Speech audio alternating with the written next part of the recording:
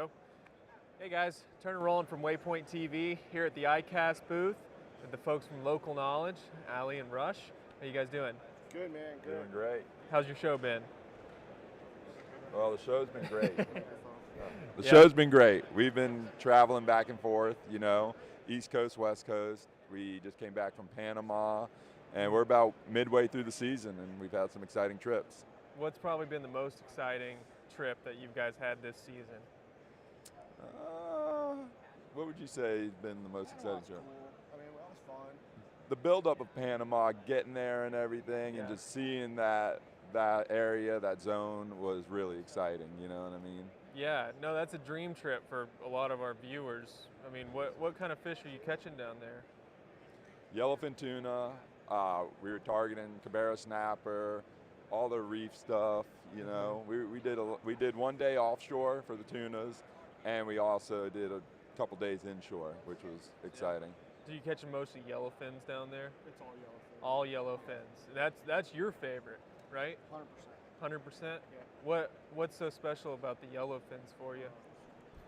I prefer the yellowfin just because it's a meaner animal. Yeah. Like, we catch those 200-pound bluefin at home all day long. We land them in 15 minutes. You catch a 200-pound yellowfin, you're going to be there for an hour and a half. Really? It's just a bigger, badder version. I mean, even those giant bluefin, you land most of them in under an hour. The yellowfin is just, it's a bad fish. It's awesome. Yeah. Yeah. How are you guys catching them mostly? Mostly on top water or? That was live bait, so Live they bait. weren't showing real well. So we'd find them on dolphin schools or bird schools that were subsurface, and then we would slide by and throw some baits out. And I mean, the yellowfin fishing was good. It was really good. All you wanted. Yeah, Yeah. it wasn't huge fish. What were those, like 30 to 50, something like that? 60 pounders. It wasn't the big giant ones, but it was still fun. They're Catching fun. tuna any day is fun. Yeah, big very ones. explosive. Yeah, the big ones were there, but you could see we were marking them on the machine below all the little ones, but the little ones were so aggressive. I mean, You couldn't drop down. you couldn't get past them. And they were moving so fast. It wasn't Yeah. like you were drifting with them. I mean, we were like, as soon as you got 2 fish hooked, they were off of you. Mhm. So you had to reload, go find them again, get in front of them. Different kind of fishing than what we do at home a lot of times. That's awesome. And I wanted to touch on your home because you've got something fascinating going on with the bluefin tuna recently. Could you briefly go over, what it's been like in the past and what's happening now with the bluefins? Yeah, so since the El Nino in 2015, we've had this historic run of bluefin tuna. There was a similar run in 1908 to like 1920. Nobody's alive that fished that fish back then. And normally our bluefin are 15 to 60 pounds. Right now our average bluefin's probably 150, and we're catching them over 400 sometimes. Wow. So whatever happened in 2015 brought a ton of anchovy into our water, and those fish would normally just make a circle. They'd come over from Asia, they'd hang out with us for the summer, and they go back to Asia. But there's so much bait in the water that they're sticking around. They're getting fat fast, so they don't leave until they get sexually mature around 300 something pounds. So we've been catching, I love catching tuna. That's my thing. And overnight, you have 200-pound tuna just swimming in your water. It's crazy, and it's not like there's a few of them. I mean, some of the stuff he's seen, it will blow your mind. Just tonnage swimming everywhere. I mean, Really? there's days where you could look at, 1,000 ton in an hour. Wow. I mean, spots of fish that are literally acres. It's crazy. Are you Crazy finding what's them going on. by, you're just on the tower looking at them busting, or are We you find looking them for a birds? million or- different, any way that you can find fish, we find them. The one thing Really? that they do in our waters that I don't think they do anywhere else is what we call breezing, where they'll lay just underneath the surface. So all you see is ruffled water. It looks like, when like a bunch of ducks get off a pond and it leaves that Yeah. water ruffled that doesn't look right? That's all it is. And you can see the water going the opposite direction of the current. That's a breezer. So we'll sneak in on those, and we'll get out in front of them, and we'll put a kite a couple hundred yards off the side of the boat, drop a flying fish into them, a dead flyer that we've rigged, same way they caught them 100 years ago, and that thing just gets demolished. And the bites are, you've never seen anything like it. I mean, it's so exciting getting bit. You can't help but scream. Everybody loses their mind. It's an awesome way to fish. Did you have to look back at the historical knowledge back in, the early 1900s to see how they were catching them? We all knew, that's one of the funniest things I told him when we first hooked up. You guys didn't invent kite fishing here. Yeah. It was invented in 1908 in California, the Avalon Tuna Club. That was the first time people fished with kites, and it was to Really? feed a flying fish to a bluefin tuna. It's Wow. so fun. I mean, these guys over here are insane, the sail fishermen, with their kites and the way they manipulate them and all that. It's something to watch. It's an art. Yeah, it is. It's insane. When you see those guys running in on a school of sailfish, holding the kites, chucking them up, getting them, I mean, it's They're always something else. adjusting. Yep. Yep. And we're doing similar stuff on our side. I mean, we get those baits out really, really fast. And having the big center console lets us get multiple bites. Like when we're filming, we're looking for one fish. But when we're out fishing with our boys or running a trip or whatever, I mean, a lot of times we get 3 or 4 big fish hanging at the same time. Really? It's crazy. It's been awesome to share with him. Like, it blows his mind every time he comes out. He doesn't have tuna like that, and we don't normally either. So Yeah. it's been really cool. I mean, for me, being able to see it, like I came into this right at the right time, you know, with Ali. I mean, right from the inception, I saw how his different techniques have changed over the years, and just being a part of it, it's like being a little part of history. So it's been really cool for me, and obviously getting to just see those fish blow up in that fishery, it's amazing. How's the fishing been in the Keys for you? How's the tuna run down there? You know, one thing about the Keys is it's constantly steady. I tell everybody asks me, where's your favorite place? Where's the best place you've ever been? And for me, I'd say it's Fiji. Fiji was an amazing spot, but the Keys are tough to beat. Just all the diversity, all the different species, the short runs, being able to just, you know, run 7 miles and catch such a wide variety of fish. And, you know, the Keys are amazing. Very consistent, and it's just such a great fishery. I mean, it's hard to have a bad day in the Keys, It is. you know, year round. You And know? Fiji's amazing too. I've been, you know, around that area in Christmas Island, and we did one offshore day and went just right outside the bay and trolled and caught some yellowfin. It was absolutely incredible. I mean, is that kind of the same thing that you guys are doing, going just right outside the bay? We ran a little bit when we were in Fiji. We ran a little bit out to the tuna grounds, and then, you know, all that inshore stuff. We were running around looking for GTs and doggies and all that stuff. Cod. I mean, it was a neat trip. How are you catching the GTs? We were trying to catch them on poppers and artificial stick baits, you know, running up on the reefs and, you know, looking for them, running around, chasing bait, and throwing artificials into them. Yeah, we had super good tuna fishing, but the inshore was not. It was slow, honestly. We caught some bottom fish and did that sort of thing, but I did a trip to the Great Barrier Reef in Australia, and I was hoping to catch a lot of that same stuff, and it just wasn't on tap. And that's the thing, no matter where you go, sometimes it's just not cooperating, you know? And a lot of times we have to improvise or scramble. Ideally, we would have had a rad inshore show and a rad offshore show.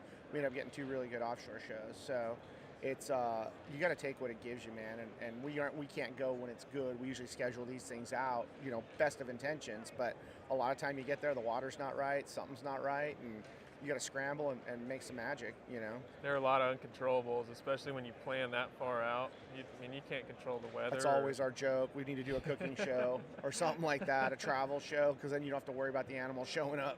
Yeah. You know, there's a lot of variables, and we get lucky a lot, you know, and maybe there's a little skill behind it, but man, some of that stuff's just out of your control. Weather, fish, you just got to do what you can. Weather being the biggest one. Oh, weather sucks. Yep. Yeah. You guys are blessed to be able to travel a lot of different places with local knowledge. Where's your favorite? You liked Fiji. You know what? I've been there a bunch of times, but I don't know if you can beat Mag Bay. Mag Bay. Wahoo, striped marlin, Mexico. adventure. Yeah, I mean, you're in the middle of nowhere. Mag Bay's pretty high on my list. That was an awesome couple shows that we did down there, and we're looking forward to going back there this year. Yeah. What about you, Rush? What's your favorite? You know, Mexico is awesome. I love Mexico, but Fiji is definitely on the top of my list. Yeah. Just that crystal clear water, and just being so far away from home, and just seeing that whole South Pacific. It's just. What's the culture like over there? Nicest people you've ever met. I mean, everybody's like super friendly. Obviously big surf culture over there. You know, it's where all the big tournaments were. You got Cloud Break, you got all those historic breaks, and it's just island life. Very cool. Well, with everything that you guys have coming up with local knowledge, what is, you know, the most exciting thing for you? What are you guys looking forward to showing your viewers?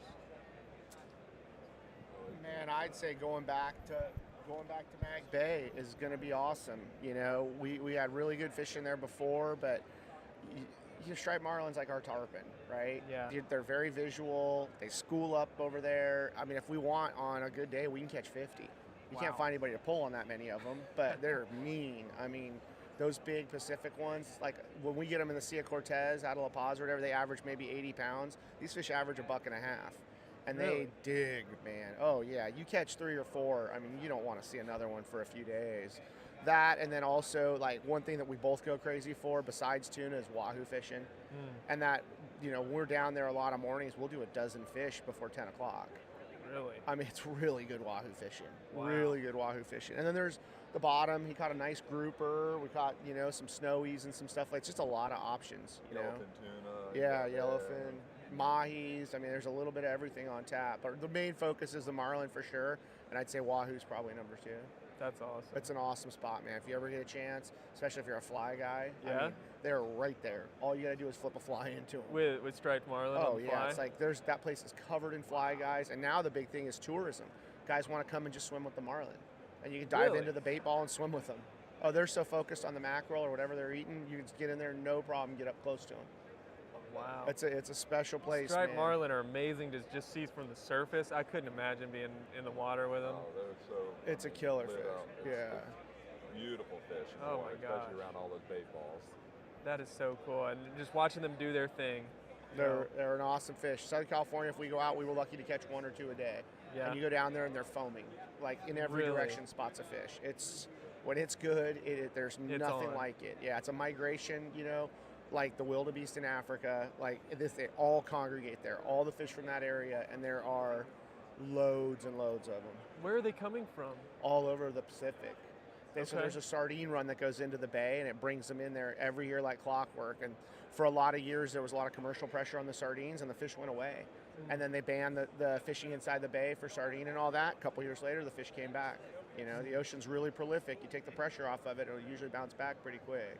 You kind of saw that in COVID, you know, Yeah. with people leaving areas alone, like the national parks and all these areas that the animals and the fish never really went to. You kind of saw them come back. It doesn't take long, man, at all. At all. You know, I know like our bays, when they had boating shut down, were crystal clear because there was no boats disturbing the bottom. Really? Yeah, and stirring it up kind of thing. So, yeah, no, it doesn't. The ocean doesn't need much help, and it'll bounce back quick. Yeah, very cool. And I want to touch on your points of view for conservation in the Keys and in California. What do you see as the most pressing issue in the Keys for conservation, and what does the future look like to you, Rush? You know, for me, water quality has got to be the most pressing issue. You know, without good, clean water and a good base, you have nothing. You know, what I mean, that's the starting point, and other than that, it would be, you know, pressure. There's so many boats and stuff right now out on the water, and which I don't want to see that go away, obviously, but I don't know. You know, maybe everybody has to be on a guided trip of some sort, or it just seems like there's a lot of people in boats right now who don't know exactly what they're doing. So maybe boating courses, whatever it might be, people just need to know, you know, not to run aground, you know, not to throw your anchor right on a coral head or stand on the coral heads, and just take better care of the ecosystem, and, you know what I mean, respect it. So it comes down to education for you. Education for sure. Yep. You know. Yeah, organizations like Happens for Clean Water are doing a great job of that. Great trying job. too. And you know, we're doing our best to throw that message out there, and you guys are too, and all our producers are really taking a stand for conservation. It's great to see. And Allie, what about you? What do you think is the most pressing issue in California, and what's the future outlook? I mean, honestly, our biggest pressing issue for conservation is fighting our crazy government. Like, I'm involved with CCA. I sit on the board for the California chapter and all that, and there's so much management that goes on out by us that's not based on science. It's knee-jerk. And that's our whole thing, is like, we, fishermen and hunters, we are, you know, the stewards of our sport, and just like the deer recovery in the Midwest 25 years ago, the same thing's going on out by us, but we have all of these conservation areas, new proposals, losing fishing grounds, all of this stuff going on, and there's not 1 ounce of credible science behind it usually. So like we're battling our state in a lot of cases, you know. So what exactly are they doing? I mean, every single species that we have at one point or another has been, they've tried to levy conservation on it. Like we have some rockfish species, right? And they go and they survey a place where they're not going to be at that time of year, and they come back and go, oh, there's, you know, these things are depleted so bad. It's like going and looking for a tuna in the middle of winter in California. You're not going to find one, right? And oh, okay, well, they must be depleted. Well, that's not. You know, they need to work more with people like CCA, and we need to have regs that are based on science. Nobody, you know, a sportsman has no issue with regulating themselves typically. Obviously, there's some bad eggs out there, but there needs to be a better conservation dialogue between our Department of Game and Fish and the fishermen, and CCA is kind of the bridge for that, and we're making strides for sure, but man, some of the stuff that they come up with is just crazy, you know? Yeah, I think you both do a good job to where you're like, you know, what do we need to do to protect this resource? Do we need to take less rockfish? Okay, you know, I would take less rockfish. Do we need to, you know, educate more people? Okay, and you do a great job of that, Allie. You will pull people aside that maybe cut you off or do something that is unethical, and a lot of times they just don't know, and I think you do a great job of just. We're getting older. There used to be a lot more people. Screaming when we were younger and running people over and stuff. Now it's more of an education mode for sure. But yeah, like Rush said, I mean, out by us, there's a ton of people on the water that really don't know what they're doing, and you know, there's been such a huge post-COVID flood of people coming to the sport. Like, I'm with him. There does need to be more regulation on some of this stuff. These guys do need to understand, you know, what we can take, what we can't take. A lot of times guys don't even know what they're catching. And I'm sure the same thing happens out by you. They got a bag of short fish and just don't even know any better, you know? So there's a lot of work to be done. Like I said, in our state, it's crazy. Just half the time you're battling your own, you know, your own government on some of this stuff. And we just need more science. That's it, you know, and any chance we get, like we've tagged fish on the show, you know, we're all about supporting that stuff. I think any real sportsman is, but California's got some challenges for sure. Yeah, it's interesting because you see this flood of people come in and you're so excited for new anglers, but also there's this hesitancy 100%. Of, you know, asking yourself, well, do these people really know what they're doing? Are they degrading the resource that they intend to protect and enjoy? And we've had some huge wins. Like they cut our bluefin allotment from 5 fish to 2 fish. I'm all about it, right? The Pacific bluefin was definitely headed on a decline. Now they say it's bounced back in just a few years, just like the Atlantic fish was in real trouble 8 or 10 years ago, and it's totally bounced back. You know, it doesn't take much. You take the pressure off of them. And in terms of like stuff like that, you know, who needs more than 2 bluefin anyway, right? That's a fish you want to eat fresh. And sometimes those 2 bluefin weigh 200 pounds each. So if it was 5 fish still, there would be guys going out there and trying to kill 5 big ones for every person on the boat. And there's just no sense behind it, you know? That you know that fish is going to be in the back of somebody's freezer, turn into an ice block, and get wasted. It's senseless. Well, a lot of it also comes down to proper care for your catch. You know, we need more people like you have in your local area, like processors. It's such a great thing. That store it, and you know, like wild game processors do the same thing. Why aren't there more fish processors? I don't know why there's not any in the Keys. It makes so much sense, man. The only place they have game processing like we have is in San Diego and Alaska. I don't know anywhere else that does that, where you can take a box of beautiful, perfectly vacuum sealed fillets that you can take right out of the package and cook, you know, back at your house in Minnesota. Like, it's such a big part of what we do because we're catching so many tuna on the long range trips. Like, you got to treat it right or it's not going to be worth anything, you know, when you go to eat it later on. Yep, absolutely. So, and Rush, I want to touch on you just for a minute. What's your favorite spot to, you know, obviously you don't have to give away any of your secret spots, but what's your favorite area to fish in the Keys? Obviously, I do most of my fishing west of Key West, from the Marquesas down to the Tortugas. The main reason I like that is because I tend to get away from everybody a little bit, you know what I mean, spread out. Some of the single engine boats aren't running down there, and you know, I find myself in this kind of no man's land where boats just run it over or whatever, and I'm by myself a lot. And if you know me, you know I don't like to fish around boats. So. It can be a problem sometimes in the Keys, especially when the kingfish come in, but you know, you got to take what you can, and and be respectful of everybody and try to educate people. Yeah, and lately, I've been doing a lot of beautiful weather right now in the Keys, hot but calm days. I've been going down the Tortugas a lot, and that's just a great backdrop for people. You're fishing on the outskirts of the fort or whatever. You look over, you see that historic fort there, and it's just a really cool experience for everybody. Yeah, last time I was in the Keys, we went out to the Dry Tortugas and we bottom dropped for muttons and grouper, and I've never had better bottom fishing. It's amazing, isn't it? I don't do a lot of it, but we were reeling up muttons after muttons and good sized ones, man. I was so impressed with the quality of fishery there. It's an amazing fishery out there and an amazing place. Yeah, absolutely. Well, guys, we're going to wrap this up. Is there anything that you want to say to your viewers? Give a little sneak peek of what's coming out for Local Knowledge? Just follow us on social. We got a lot of cool stuff coming up. New piece of content drops every single week. So we do a new show once a month, and then every week we'll have a how-to, a preview of the next show, whatever. So yeah, just please follow us, and let us know what you guys want to see. On all social platforms, Instagram, Facebook. We're on all the socials. At Local Knowledge. Yep. TV. Great.